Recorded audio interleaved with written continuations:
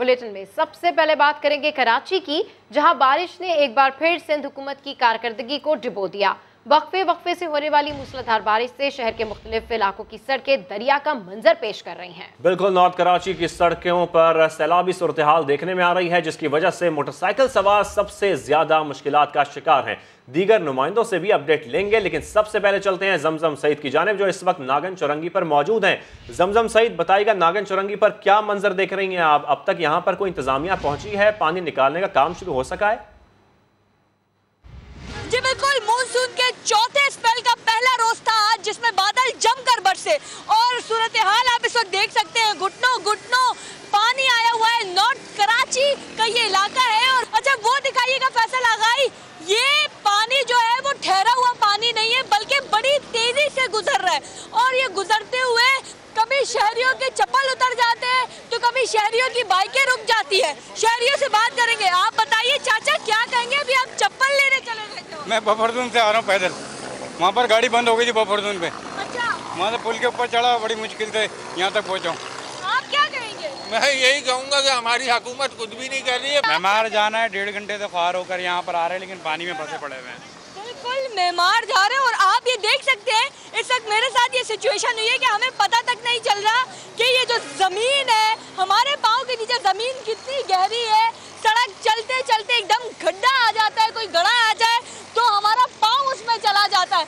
ये पानी आप दिखा सकते हैं कि कितनी तेजी से ये एक सैलाबी सूरत हाल जो है वो नॉर्थ कराची में पैदा हो गई है।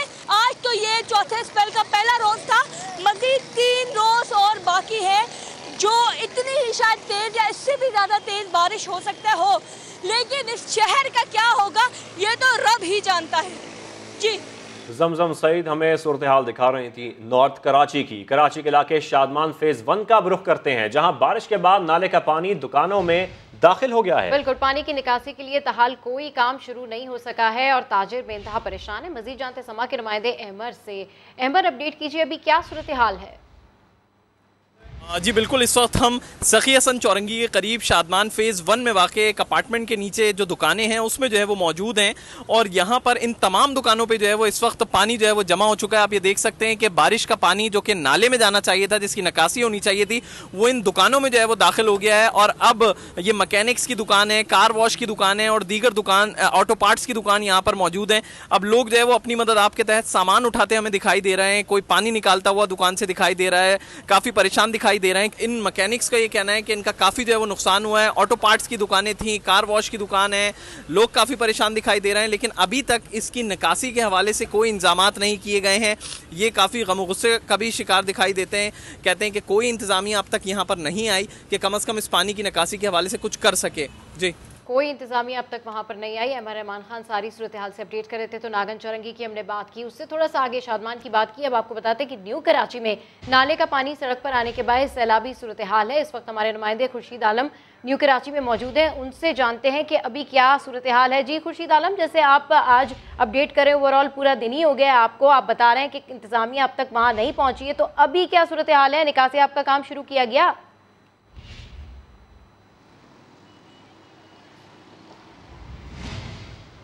आपको बताएं कि बारिश के बाद जो सूरत हाल है न्यू कराची में, नाले का पानी सड़क पर आने के बाद सैलाबी सूरत हाल है। इस वक्त हमारे नुमाइंदे खुर्शीद आलम हमारे साथ मौजूद हैं, उनसे सूरत हाल जानते हैं। आपको बताएं, समा की स्क्रीन पर आप ये मनाजर भी देख सकते हैं कि बारिश के बाद जो सूरत हाल हुई, उसके बाद हम देख सकते हैं कि नागन चौरंगी हो या फिर उससे थोड़ा सा आगे शादमान हो या दीगर इलाके हों, खुसूसन ये न्यू कराची, जहाँ कितना ज़्यादा पानी जमा है, लोग इंतहा से ज़्यादा परेशान हैं। शहरी यहाँ पर ट्रैफिक में भी फंसे हुए हैं और जो स्कूल वैन है वो भी इस बारिश के पानी के बायस जो है वो फंस गई थी सड़क के ऊपर। बिल्कुल, बारिश ने एक बार फिर सिंध हुकूमत की कारकर्दगी को डबो दिया। ये मनाजिर भी आपको दिखा रहे हैं, झील का मंजर पेश कर रही हैं ये सड़कें। वक्फे से होने वाली मूसलाधार बारिश से शहर के मुख्तलिफ इलाकों की सड़कें दरिया का मंजर पेश करने लगी हैं, डुबो चुकी हैं। ये सड़कें डूब चुकी हैं इस पानी में, और ये गटर का पानी, ये गंदा पानी, जिससे शहरियों को शदीद मुश्किलात का सामना है। हमारे नुमाइंदे खुर्शीद आलम हमारे साथ मौजूद हैं, उनसे मजीद जानेंगे। खुर्शीद, आप मुसलसल आगाह कर रहे हैं, हम सुबह से ही आप पानी से हमें दिखा रहे थे क्या मंजर है वहां पर, क्या सूरत हाल है? इंतजामिया अभी तक वहां पर नहीं पहुंची है, अब क्या सूरत हाल है? अपडेट कीजिए।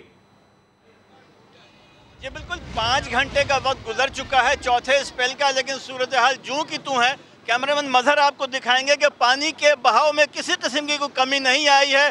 पानी उसी रफ्तार से उस नाले से फूट के बहा है और बहता चला जा रहा है।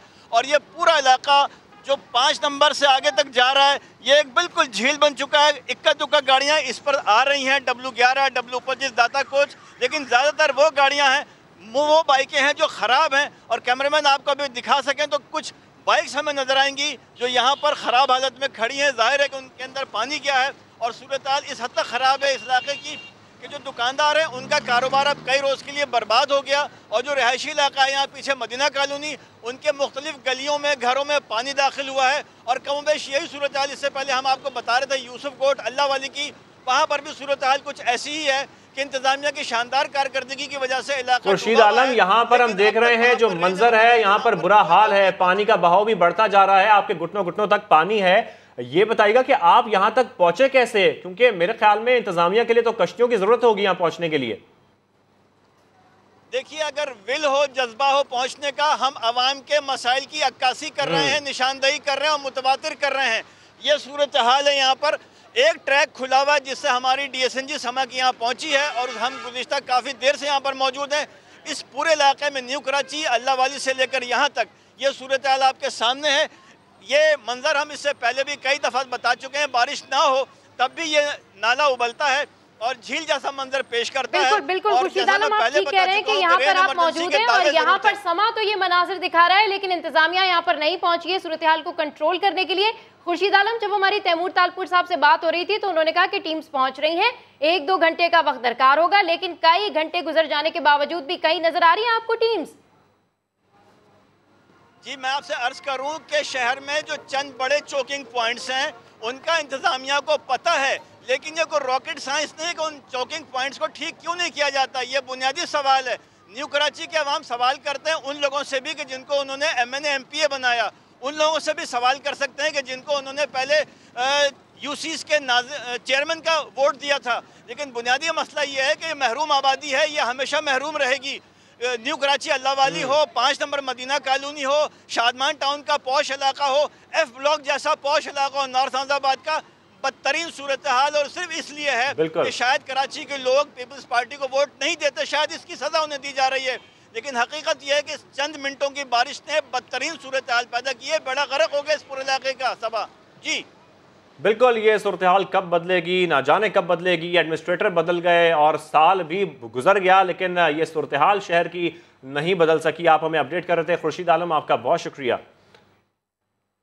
तो ये तो हमने सूरत हाल देखी। शारा फैसल पर भी मुख्तलिफ सूरत हाल नहीं है। मेट्रोपोल से एयरपोर्ट जाने वाले ट्रैक पर बदतरीन ट्रैफिक जाम है। गाड़ियों की लंबी कतारें लगने के बायस लोग घंटों ट्रैफिक जाम में रुल गए हैं। मज़ीद तफसीलात हासिल करते हैं समा के नुमाइंदे सलमान अहमद से। जी सलमान अहमद, अपडेट कीजिए, ट्रैफिक के रवानी के लिए क्या इंतजाम किए जा रहे हैं या यहाँ भी इंतजामिया मौजूद नहीं है? शारा फैसल नर्सरी के मुकाम पर, जहां पर आप मेरे अकब में भी देख सकते हैं और स्क्रीन पर भी देख सकते हैं कि गाड़ियों की लंबी कतारें लग चुकी हैं। आप देख सकते हैं, कैमरामैन को मैं कहूँगा वो दिखाएंगे कि ये मेट्रोपोल से एयरपोर्ट की तरफ जाने वाला जो ट्रैक है वो इस पर शदीद ट्रैफिक जाम है। गाड़ियों की लंबी कतारें हैं, बम्पर टू बम्पर गाड़ियाँ हैं। लोग जो है वो कोशिश कर रहे हैं कि जल्द से जल्द अपने घर पहुँचें और ट्रैफिक पुलिस की जानिब से भी हम देख रहे हैं कि शारा फैसल पर किसी भी तरह के जो है वो इंतजामात और नहीं देखे जा रहे कि ट्रैफिक एहलकार मौजूद हो जो ट्रैफिक को कंट्रोल कर सकें। ख़ासतौर पर जो मरीज़ हैं वो एम्बुलेंस के ज़रिए जो अस्पताल जाना चाहते हैं वो भी इस ट्रैफिक जाम में फंसे हुए हैं। ठीक है सलमान, बहुत शुक्रिया, आप अपडेट कर रहे थे। तो ट्रैफिक की सूरत हाल तो हमने देख ली। अब ज़रा आपको बताते हैं कि शहरियों का क्या हाल है। कराची में बारिश के बाद शारा फैसल पर बदतरीन ट्रैफिक जाम है, जिसके बाद शहरियों को परेशानी का सामना है। और शहरी क्या कहते हैं आपको सुनवाते हैं। रास्ता नहीं है निकलने का, पता नहीं अब यहाँ से ट्रैफिक कहाँ तक का जाम है और कब तक लोग घर पहुँचेंगे। हमारी तो खैर है, हम तो इंतजार करेंगे।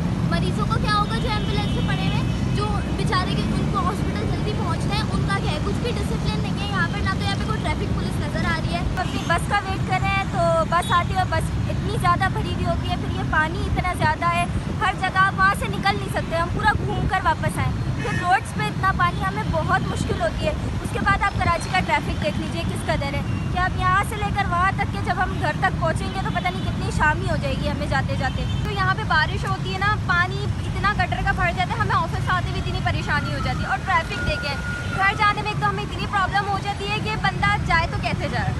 और पीटीआई के रहनुमा खुर्रमशेर जमान ने शारा फैसल पर खड़े पानी की वीडियो बनाई और बिलावल को मुखातिब होकर कहा, कहां है इंतजामिया, आधे घंटे की बारिश ने शहर को डबो दिया। बच्चे तैर रहे हैं शारे फैसल के ऊपर आधे घंटे की बारिश के अंदर। किधर है शहर का एडमिनिस्ट्रेटर मुर्तजा वहाब, किधर है शहर का local government minister Nasir Hussain Shah, किधर है मुराद अली शाह। आओ बिलावल देखो कि जब ज्यादा बारिश आता है तो इस तरह हाल होता है कराची शहर का। शर्म से डूब मरने का मुकाम है पाकिस्तान पीपल्स पार्टी के लिए इस शारे फैसल के अंदर। कराची में बारिश के बाद नागन चौरंगी के मकीन नकल मकानी पर मजबूर हो गए। कहते हैं इंतजामिया की नाअहली की वजह से नाले और गटर उबल रहे हैं। घर डूबने के बाद सारा सामान खराब हो गया है। जा रही हैं आप अपना घर छोड़ के? भाई ये देखो क्या है शरह, इसमें रह सकते हैं? ये नाले खलवाते गंदगी के ढेर लगा दिए, सबको घर से बाहर सबको कर दिया। ये जो लोग खड़े हुए हैं ना सब, ये इलेक्शनों वाले आते हैं लेने के लिए वोट, हाँ काम कर रहे हैं, लोगों को मार रहे हैं, लोगों के घरों के राशनों तक डूब गए पानियों में। नकल मकानी करने पे मजबूर हो गए इन इंतज़ामिया की वजह से। ये इंतज़ामिया बहुत बेहिस है, इन लोगों ने लोगों का जीना दूभर कर दिया है, लोगों के घर डूब गए हैं, सामान डूब गए हैं, जानों के लाले पड़ गए हैं। एडमिनिस्ट्रेटर कराची मुर्तज़ा वहाब ने KMC के अमले को नागन चौरंगी से पानी निकालने की हिदायत कर दी है। समा से गुफ्तगू में मुर्तज़ा वहाब ने कहा, नागन चौरंगी पर नालों से पानी वापस आने की वजह से सूरत हाल खराब हुई है। गुज़श्ता 6 बरस में अमले को काम करने की आदत खत्म हो गई है। ये चौरंगी और जो नागन चौरंगी का एरिया, वहाँ पे एक प्रॉब्लम है, एक चोकिंग पॉइंट है जहाँ पर पहाड़ से सारा पानी आता है, बीच में ग्रीन लाइन का स्ट्रक्चर भी है। तो कभी कभार ये होता है कि नाले जो हैं वो बैक मारते हैं जिसके से पानी एब्जॉर्ब नहीं हो पाता। और आज भी गालिबन यही हुआ। अमला मौजूद है, वो काम कर रहा है, चाहे वो KMC का अमला हो, चाहे वो DMC का अमला हो। तमाम DCs के साथ, तमाम DMC के एडमिनिस्ट्रेटर्स के साथ मैं इन टच रहा। और इंशाल्लाह जो मैंने पहले भी कहा था, मैं एक बार फिर कहता हूँ कि अमला काम करते हुए नज़र आएगा। बाकी बारिश तो अल्लाह ताला की तरफ से आती है, इंशाल्लाह भरपूर तरीके से जो कुछ भी कर सके इंशाल्लाह कराची वालों के लिए। जिन लोगों को 5-5, 6-6 साल तक काम करने की आदत नहीं रही, जिनको ये था कि इख्तियारात नहीं है, अब उनको एक बार फिर मोबिलाइज़ करने में थोड़ा सा टाइम लगता है। तो इंशाल्लाह नीयत है काम करने की और काम होते हुए आप लोग देखेंगे। आगे देखिए मरियम नवाज का यू टर्न। डायरेक्टरेट सरदार सरफराज ने कहा है कि कराची में मानसून का स्पेल मजीद 3 दिन बरसेगा। वक्फे वक्फे से हल्की और तेज़ बारिश होती रहेगी। फोरकास्ट की जा रही थी कि 23 से लेकर 25 तक बारिश का, मानसून की बारिश का एक नया स्पेल शुरू होगा कराची में और बकिया सिंध में भी। तो थरपारकर और या ईस्टर्न साइड पे बदीन ठट्ठा वगैरह में तो कल बारिश हो चुकी थी और आज से कराची में मानसून हवाओं का दाखिला शुरू हुआ है स्पेल। और कहीं पे तेज़ बारिश हुई, कहीं पे दरमियानी हुई। तो ये सिलसिला 25 तारीख तक चलेगा। आज, कल और परसों तीनों दिन है वक्फे वक्फे से। और जनरली तो मॉडरेट बारिश है, लेकिन एट टाइम्स एट प्लेसेस, यानी किसी वक्त किसी जगह पे हैवी शावर्स भी हो सकते हैं। तो ये 3 दिन का स्पेल है। इसके नतीजे में मौसम कराची का बेहतर हो गया, खुशगवार हो गया। जैसे गर्मी और रतूबत का ज़्यादा चल रहा था तो वो अब सबसाइड कर गया है। लेकिन कल फिर ऐसे ही होगा, कल भी और परसों भी, कि फ़र्स्ट हाफ में थोड़ी सी गर्मी पड़ेगी और उसके बाद फिर बिल्डअप होगा आफ्टरनून में और उसके बाद फिर बारिश, अच्छी बारिश की तवक्को है इसमें, इस स्पेल में भी। अब आपको बताएं, मीरपुर आज़ाद कश्मीर में गुज़श्ता रात होने वाली बारिश से फलमंडा बाजार डूब गया। बेशतर मकामात पर सड़क बैठ गई हैं, जिससे शहरियों को मुश्किलात का सामना है। रात भर जारी रहने वाली मूसलाधार बारिश से जहां गर्मी की शिद्दत में कमी आई है, वहीं मीरपुर आज़ाद कश्मीर के कुछ इलाकों में बारिश नुकसानदेह साबित हुई है। नवाही इलाकों मुगलपुरा, फलमंडा बाजार और सुम्बाल की गलियों और बाजारों में पानी जमा हो गया। सीवरेज का निज़ाम बुरी तरह मुतासर है। इलाका मकीनों ने अपनी मदद आप के तहत पानी निकालना शुरू कर दिया है।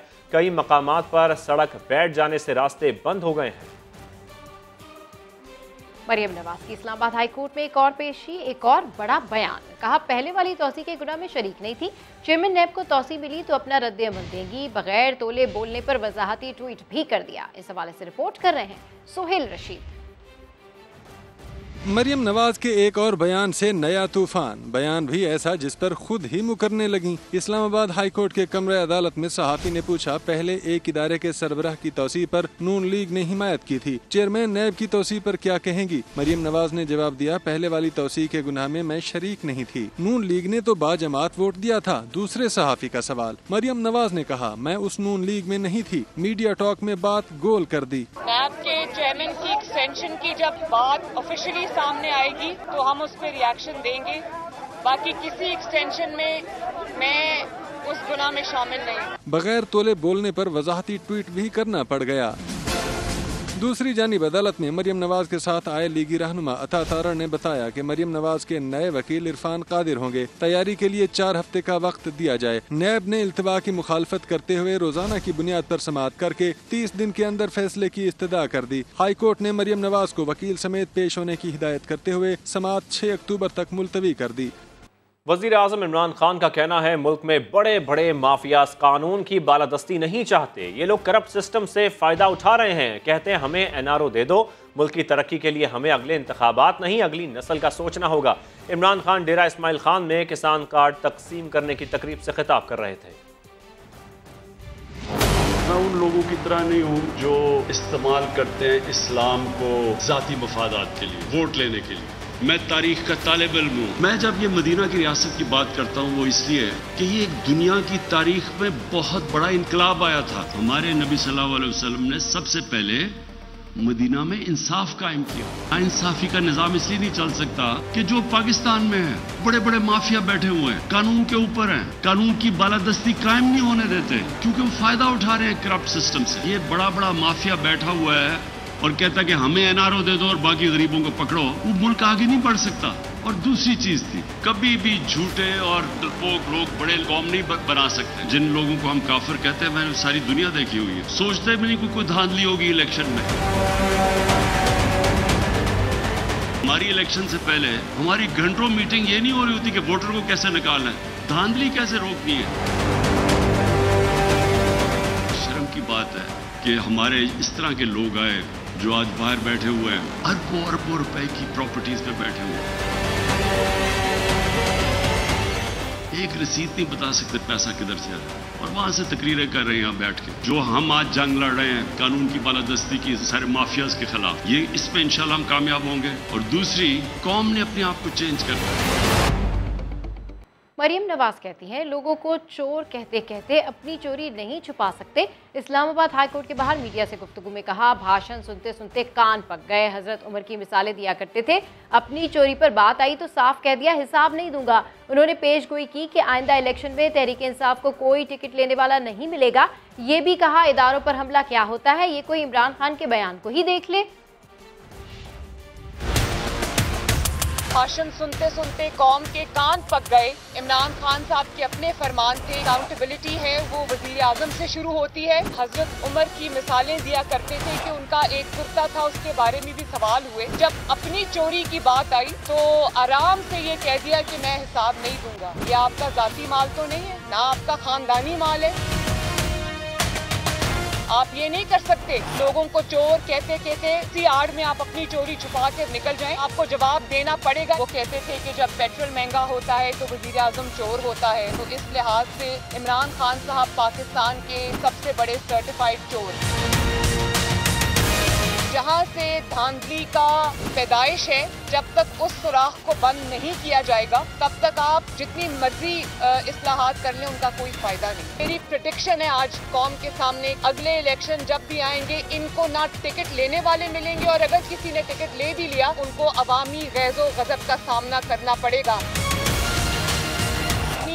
खतरनाक बात उन्होंने की, जो ECP के अरकान हैं वो ECP के चेयरमैन के खिलाफ नोटिस लें कि इसको कहते हैं इदारों पे हमला आवर होना। जब CNN जैसे चैनल पे बैठकर लोग ये कहना शुरू कर दें इस वजीर आजम की हैसियत इस्लामाबाद के मेयर से ज्यादा नहीं है, पाकिस्तान के हिस्से में ये जो शर्मिंदगी है ये कभी नहीं है। इलेक्ट्रॉनिक वोटिंग मशीन का मामला हल होने के करीब है। इलेक्शन कमीशन ने जायजे के लिए एक टेक्निकल कमेटी बना दी। वफाकी वजीर शिबली फराज कहते हैं, हमारी मशीन एक आइडिया था, ज़रूरी नहीं कि यही मशीन पोलिंग के लिए इस्तेमाल हो। जो बिला जवाज तनकीद कर रहे हैं वो चाहते हैं कि ठप्पा माफिया चलती रहे, धांधली होती रहे।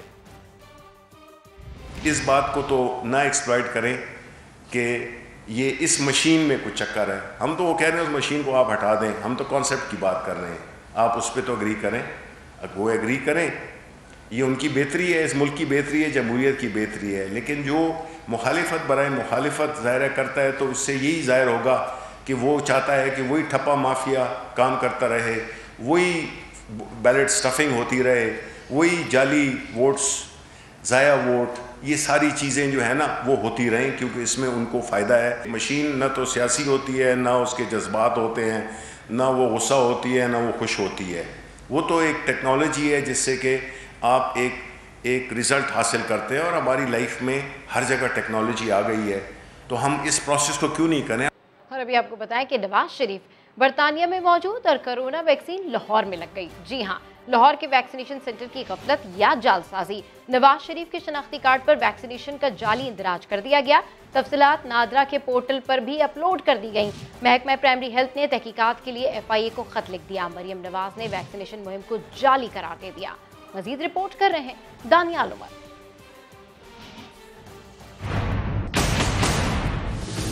गलती कहिए या जालसाजी, नवाज शरीफ की पाकिस्तान में वैक्सीनेशन का इंदिराज कर दिया गया। इनके शनाख्ती कार्ड पर वैक्सीनेशन का इंदिराज कोट ख्वाजा सईद अस्पताल के सेंटर से किया गया, जिसे नादरा पोर्टल पर भी अपलोड कर दिया गया। इंदिराज में साबिक वजीर आजम को साइनोवैक की एक खुराक गुज़श्ता रोज लगाई गई। मरियम नवाज से इस बारे में सवाल हुआ तो उन्होंने कहा कि हुकूमत की वैक्सीनेशन मुहिम ही जाली है।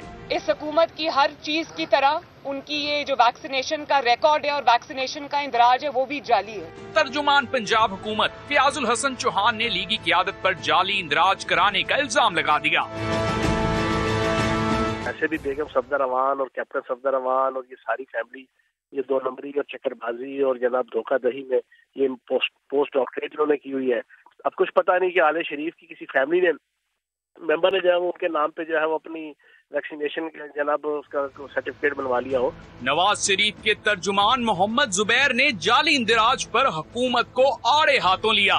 हुकूमत अपनी नाअहली को एतराफ करे बजाय के, और थोड़ी सी मेरा ख्याल है वो जो ख्वाजा आसिफ ने कहा थोड़ी सी हया होनी चाहिए, थोड़ी सी शर्म होनी चाहिए। महकमा प्राइमरी हेल्थ ने तहकीकात के लिए FIA को खत लिखते हुए तहकीकात करके मुल्जिमान के खिलाफ कार्रवाई की इस्तदा की है। नादरा के पोर्टल से जाली इंदिराज को डिलीट कर दिया गया है। दानियाल उमर, समा, लाहौर। MQM पाकिस्तान के रहनुमा बहादुराबाद मरकज पर प्रेस कॉन्फ्रेंस कर रहे हैं, आपको बराह रास्त दिखाते हैं। तो कराची की अवाम इसके खिलाफ खड़ी होंगी, सारी सियासी जमातें बाहर निकलेंगी, अवाम निकलेंगे। हम बिजली के बिल भी नहीं देंगे, पहले ही लोड शेडिंग की वजह से बिजली नहीं होती है। तो ये सारी चीज़ें हैं। ये जो कराची के पैसे पे डकैती मारी जा रही है, कराची के पैसे से पूरे सिंध को चलाया जा रहा है। कल एक ब्रीफिंग में एडमिनिस्ट्रेटर साहब कह रहे हैं कि KMC को कब तक खैरात पे चलाएंगे। अरे तुम्हें पता ही नहीं है, KMC चला रही है खैरात पे पूरे सिंध गवर्नमेंट को। ये वो महकमे हैं जो आपने सिंध गवर्नमेंट ने अपने पास रखे हुए, ये KMC के महकमे हैं जहाँ से टैक्सेस आते हैं। यही टैक्सेस की वजह से आपकी ये सेक्रेटेरिएट चल रहा है, आपका CM हाउस चल रहा है, आपके दूसरे दादू डिस्ट्रिक्ट चल रहा है, आपका सेवन चल रहा है, आपका लाड़काना चल रहा है। ये कराची की खैरात से चल रहा है। तो अफसोस होता है कि उन लोगों के पास जिम्मेदारियां आ गई जिनको कुछ पता ही नहीं है और ना ये पता करना चाहते हैं। अब ये इल्ज़ामात तो लगा देते हैं कि मेयर के डायरेक्शन ठीक नहीं है, KMC के डायरेक्शन ठीक नहीं थे। आज आपको 2 महीने होने लगे हैं, तो आपके समझ में आ गया है KMC कैसे चलता है, कैसे चल सकता है। आपके खुद स्टेटमेंट रिकॉर्ड पे हैं कि पैसे के बगैर नहीं चल सकता। 4 साल मैं भी यही कह रहा था। तो जो ड्यू शेयर KMC का मिलता है उसको दिया जाए, इस किस्म के भोंडे अहकामात जारी ना किए जाएं। कराची के लोग बहुत रेजिस्ट करेंगे इस पे। ये मैं के इलेक्ट्रिक को भी वार्न कर रहा हूँ और सिंध गवर्नमेंट को भी वार्न कर रहा हूँ। और एक बार फिर रिपीट करूँगा कि फेडरल गवर्नमेंट, मैं उम्मीद करता हूँ कि इस डकैती में सिंध गवर्नमेंट की उनका साथ नहीं देंगे। शुक्रिया बहुत बहुत। वसीम अख्तर का कहना है कि कराची के पैसे पर डकैती मारी जा रही है। कराची की खैरात से सिंध का खर्चा चल रहा है, कराची को इसका हिस्सा दिया जाए। वफाकी वज़ीर ख़ज़ाना शौकत तरीन ने आज से आटे, घी और चीनी की कीमतों में कमी का ऐलान किया था, मगर किसी चीज़ की कीमत कम न हो सकी। चंद मकामात पर आटे का थैला नए रेट पर फरोख्त हुआ, मगर कुछ देर बाद वहाँ भी सप्लाई मुअत्तल हो गई। लाहौर से मोहम्मद लुकमान की रिपोर्ट। तमाम पंजाब में जी आटे का निर्ख कल से आज हमने नोटिफाई कर दिए हुए रेट सारे के सारे। सहूलत बाज़ारों में मिलेगा जी 1075 रुपये का और आम मार्केट में मिलेगा 1100 रुपये में। वो वादा ही क्या जो वफा हो जाए। फ्लावर मिल्स ने शहर के कुछ डीलर्स को सस्ता आटा चंद घंटे के लिए दिया, मगर बाद में सस्ते आटे की फराहमी ही रोक दी। शहरी सस्ते आटे, चीनी और घी की तलाश में दर बदर फिरते रहे। 10 किलो का तोरा 600 रुपए का लिया। ये 3 साल से यही कह रहे हैं हर चीज सस्ती हो जाएगी। 1200 के मिलता, 1230 का परचून पे भी देते हैं वो, लेकिन मील की किसी जगह पर, किसी मील पर कोई फायर शॉप नहीं है जहाँ पे सस्ता आटा मिले। दूसरे डीलर्स का कहना है कि मिलों ने हुकूमत से मुज़ाकरात मुकम्मल न होने का बहाना बनाकर आटे की फराहमी रोक दी है। घी और चीनी की मिलों ने भी किसी किस्म की कमी का ऐलान नहीं किया। ऐन वक्त पर आकर कह दिया सप्लाई बिल्कुल बंद है हमारे पास है, जो आटा आएगा वो 1200 में आएगा, इससे कम नहीं हम बेचेंगे। हमने फिर मंगवाने से इनकार कर दिया। घी की कोई कीमतें कम नहीं हुई, चीनी की कोई नहीं हुई, आटा का कोई नहीं हुआ। वफाकी हुकूमत ने आटे की किल्लत को रोकने के लिए 40 लाख टन गंदम की दरामद का ऐलान किया है। 6 लाख टन दरामदी चीनी अगले हफ्ते में मार्केटों में आ रही है। कैमरामैन अजहर इकबाल के साथ मोहम्मद लुकमान, समा, लाहौर। आटा चीनी के भाव कम होने का ऐलान हुआ तो सियालकोट में समा के नुमाइंदे शहजाद अहमद ने मार्केट का दौरा किया। आज आटा और चीनी किस दाम पर मिल रही है, आप भी देखिए। चीनी 90 जबकि आटा 55 रुपये किलो में दस्तयाब होगा, ऐसा कहना है हमारे वज़ीर ख़जाना का। आइए मार्केट चलते हैं और जानते हैं कि आटा और चीनी आज किस भाव में फ़रोख्त हो रही है। वज़ीर ख़जाना साहब मुझे बताएं कहाँ ये रेट है। मैं आज 110 रुपये किलो चीनी और सफ़ेद आटा 70 रुपये किलो और देसी आटा 85 रुपये किलो के हिसाब से दे के आया हूँ। खाने की हर चीज़ महंगी है, आटा महंगा है, चीनी महंगी है, घी महंगा है। और उसके बाद ये वज़रा हज़रात दफ्तर में बैठ कर ये कहते हैं कि चीज़ें सारी सस्ती हैं। कहाँ सस्ती हुई हैं, किसे सस्ती की हैं? कोई सस्ती नहीं हुई है। गरीब लोगों का क्यों मजाक उड़ा रहे हैं? क्या ऐसा मत करें। आटा, चीनी, घी, कोई चीज़ सस्ती नहीं मिल रही। इमरान साहब कहते हैं जी, वज़ीर साहब कहते हैं जी घबराना नहीं, और घबराए नहीं तो क्या करें। गवर्नमेंट कह रही है आटा सस्ता करें। आटा सस्ता कैसे करें? 75 रुपये किलो बेच रहे हैं। गंदम बहुत महंगी है, मार्केट से गंदम बहुत महंगी मिल रही है। गवर्नमेंट को चाहिए मंडी में जाकर गवर्नमेंट गंदम जो है सस्ती करे। अगर गवर्नमेंट सस्ती करेगी तो हम आटा सस्ता करेंगे। अपनी जेब में से डाल के तो कोई भी नहीं देता। हमें चीनी आ रही है, हम चीनी का थोड़ा बाजार से लेके आ रहे हैं 5200, 5230, कभी 50 का लेके आ रहे हैं। आगे हम सेल कर रहे हैं 110 रुपये किलो में। जब तक हमें चीनी पीछे से सस्ती नहीं मिलेगी हम कैसे आगे सस्ती सेल करेंगे। शहरियों का कहना है कि हुकूमत खुशखबरियाँ देने की बजाय अमली इक़दाम करे ताकि इन्हें कुछ रिलीफ मिल सके। कैमरामैन आजिक के साथ शहजाद अहमद, समा, सियालकोट। खबरों का सिलसिला आगे बढ़ाएं और आपको बताएं वज़ीर आज़म जल्द KCR के इंफ्रास्ट्रक्चर मनसूबे का इफ्तिताह करेंगे। वफाकी वज़ीर असद उमर ने बता दिया। कहते हैं एक्नेक का इजलास कल हो रहा है, एजेंडे में KCR भी शामिल है। JCC मीटिंग के बाद ML1 मनसूबे को भी तक़वियत मिलेगी। आपके लिए खबर मैं KCR की ये बता सकता हूँ कि KCR के ऊपर इंशाअल्लाह ताला बहुत जल्द आपको वज़ीर आज़म कराची जाके जो KCR का इंफ्रास्ट्रक्चर है उस प्रोजेक्ट का इफ्तिताह करते हुए नजर आएंगे। कल सुबह उसके CDWP अप्रूवल हो चुका है। एक्नेक की मीटिंग में कल सुबह है वो एजेंडा के ऊपर, और अगर कल एक्नेक पास कर देती है तो जैसे मैंने कहा उसके बाद चंद दिनों के अंदर जो है वज़ीर आज़म कराची जाके उसका इफ्तिताह कर लेंगे। आपको पता है कि सक्कर हैदराबाद मोटरवे जो है वो पब्लिक प्राइवेट अथॉरिटी के बोर्ड ने अप्रूवल दी पिछले हफ्ते, और उसके बाद NHA जो है उसकी RFP पब्लिक में फ्लोट कर चुकी है। अखबार में इश्तार छप चुके हैं और इनवाइट किया जा चुका है कंपनीज को उसमें इन्वेस्ट करने के लिए। दूसरे आप जो बात करें ML1 की डिस्कशन जो है आपको पता है कि हमारी चलती रही है। अभी रिसेंटली भी हमारी मीटिंग्स हुई थी, तो वो एक ऑनगोइंग प्रोसेस है और उस प्रोसेस को हमारे ख्याल में JCC होने के बाद मजीद तक़वियत मिलेगी। न्यूयॉर्क में अक़वाम मुत्तहिदा की जनरल असम्बली का 76वां इजलास, वज़ीर ख़ारजा की साइडलाइन मसरूफियात जारी। शाह महमूद कुरैशी की ऑस्ट्रिया, स्लोवेनिया के वज़ीर ख़ारजा और बैनुल अक़वामी कमेटी बराए रेड क्रॉस से मुलाकातें। कहा, आलमी बरादरी अफगानिस्तान में मुमकिन इंसानी और इक़्तिसादी बहरान के पेश नज़र मौसर इक़दाम करे। हालात बिगड़ गए तो सब मुतासिर होंगे। आलमी बरादरी अफगानिस्तान को तनहा छोड़ने की गलती ना दोहराए। जंगज़दा मुल्क में पनपने वाला इंसानी और मुआशी बहरान खित्ते समेत सारी दुनिया के लिए खतरा है। वज़ीर ख़ारजा शाह महमूद कुरैशी का आलमी बरादरी को पैगाम। न्यूयॉर्क में यूएन जनरल असम्बली इजलास के मौके पर शाह महमूद कुरैशी की सदर रेड क्रॉस पीटर मोर से मुलाकात। अफगानिस्तान की मौजूदा सूरत हाल और आलमी सतह पर मुआवनत की फराहमी के हवाले से तबादला ख्याल किया गया। वज़ीर ख़ारजा ने कहा, अफगानिस्तान में भूख, अफलास और अफराते ज़र के पेश नज़र अफगानिस्तान के मुंजमद असासों का खोलना बर वक्त इमदाद के मुतरादिफ होगा। माली और इंसानी मुआवनत एतमाद साजी के लिए ऐसा इक़दाम हो सकती है। पाकिस्तान मुश्तरका जिम्मेदारी के तहत अफगानिस्तान में क़याम अमन के लिए अपना किरदार अदा करता रहेगा। शाह महमूद कुरैशी यूरोपीय मुल्क स्लोवेनिया और ऑस्ट्रिया के हम मनसब से भी मिले। मुलाकातों में दो तरफा ताल्लुकात और मुख्तलिफ शोबों में ताउन के फरोग पर बातचीत, इलाकाई मसाइल पर मुशावरत का सिलसिला जारी रखने पर भी इत्तेफाक किया गया। वज़ीर ख़ारजा ने पाकिस्तान में सरमायाकारी की पेशकश करते हुए दोनों वज़रा को दौरे पाकिस्तान की दावत भी दे दी। बुलेटिन में आगे देखिए, मोदी की हीरोइन पकड़ी गई। अक़वाम मुत्तहिदा के जनरल असम्बली इजलास से वज़ीर आज़म इमरान खान के खिताब में मसला कश्मीर सर फहरिस्त होगा। तर्जुमान दफ्तर ख़ारजा का कहना है, भारतीय कारस्तानियों का डोजियर दुनिया भर को दिया जा रहा है। अफ़गानिस्तान की मदद के लिए आर्मी बरादरी को आगे बढ़ने का भी कह दिया। इस्लामाबाद से ज़हीर अली की रिपोर्ट। वज़ीर आज़म पाकिस्तान की आवाज़ यूएन जनरल असम्बली के 76वें इजलास में 24 सितंबर को गूंजेगी। इमरान खान आलमी तवज्जो किन किन उमूर की जानिब दिलाएंगे? तर्जुमान दफ्तर ख़ारजा आसिम इफ्तिखार ने हफ्तावार ब्रीफिंग में बता दिया।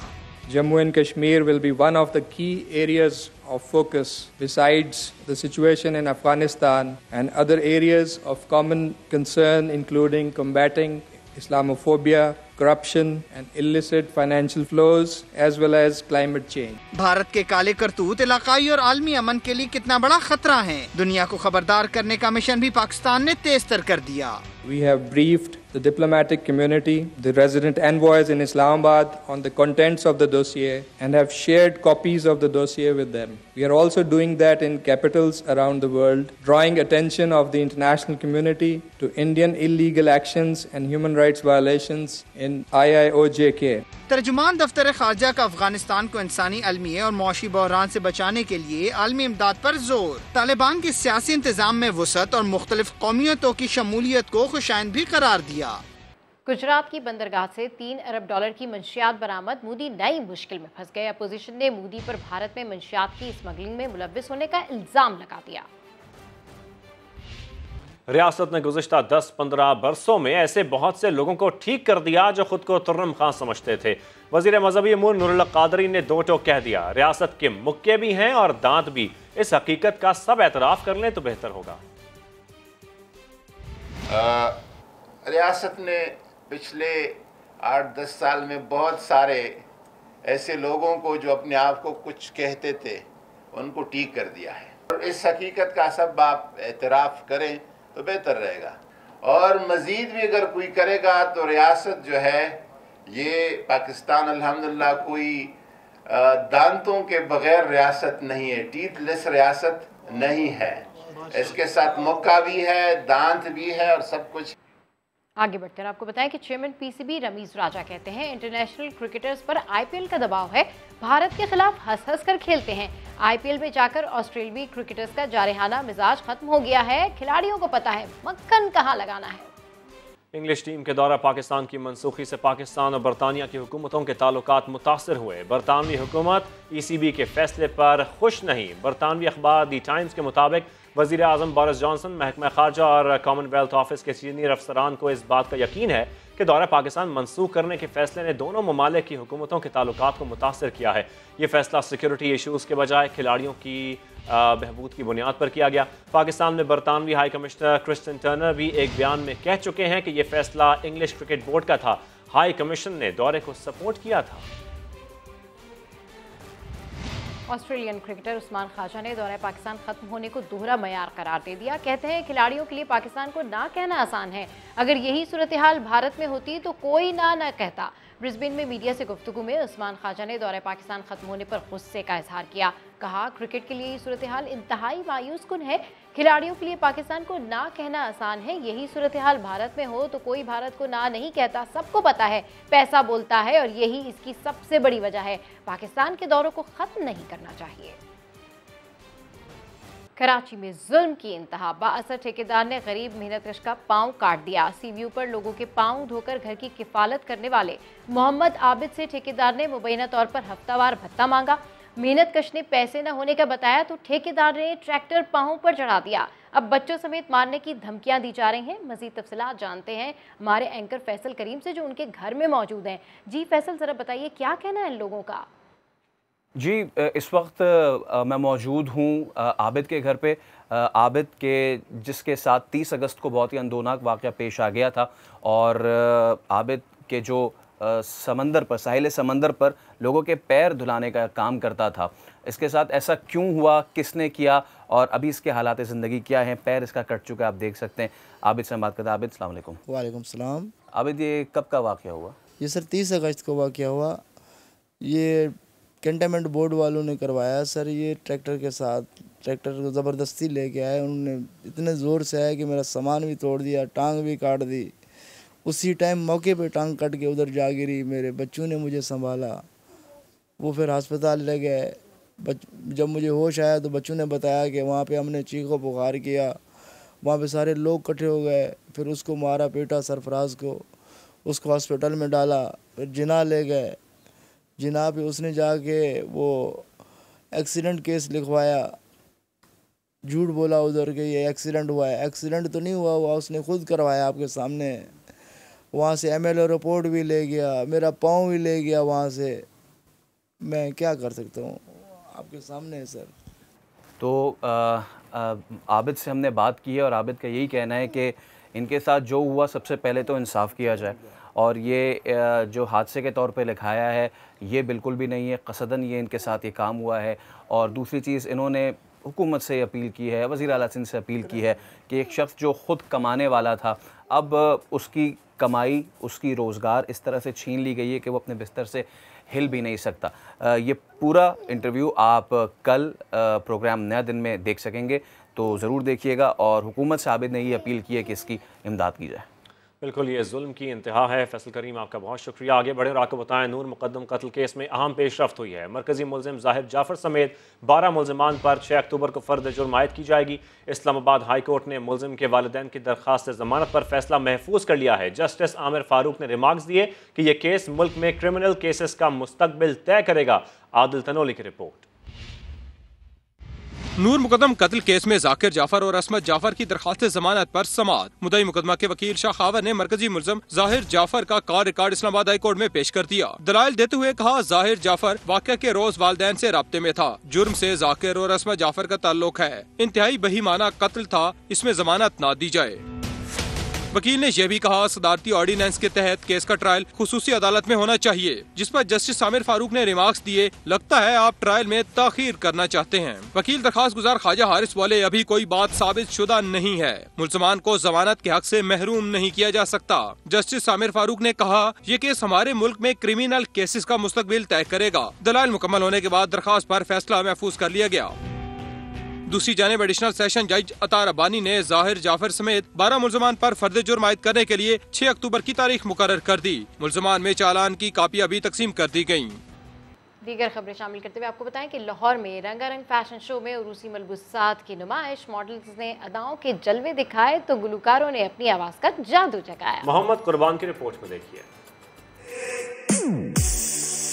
हुस्नो अदा के जलवे बखेरती 9 अमोज मॉडल्स, दुबका, नक्शी, सितारों और मोतियों से मुज़य्यन दीदाज़ेब अरूसी पहनावे।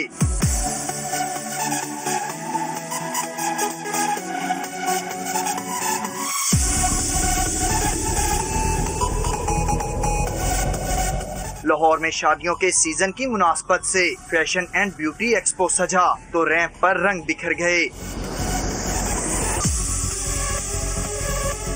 मॉडल्स ने अरूसी जोड़ों के साथ साथ बनाओ सिंगार पर भी खूब तवज्जो दी। ड्रेसेस के हिसाब से जो मेकअप किया गया था, बहुत माशाल्लाह सबके साथ मैच कर रहा था। मुझे यहाँ पर आकर बहुत अच्छा लगा, बहुत एक्सपीरियंस हुआ। यहाँ पे मेकअप भी बहुत जबरदस्त था। फैशन के रंगों से सजी इस तकरीब में गुलकारों ने भी अपनी आवाजों का जादू जगाया।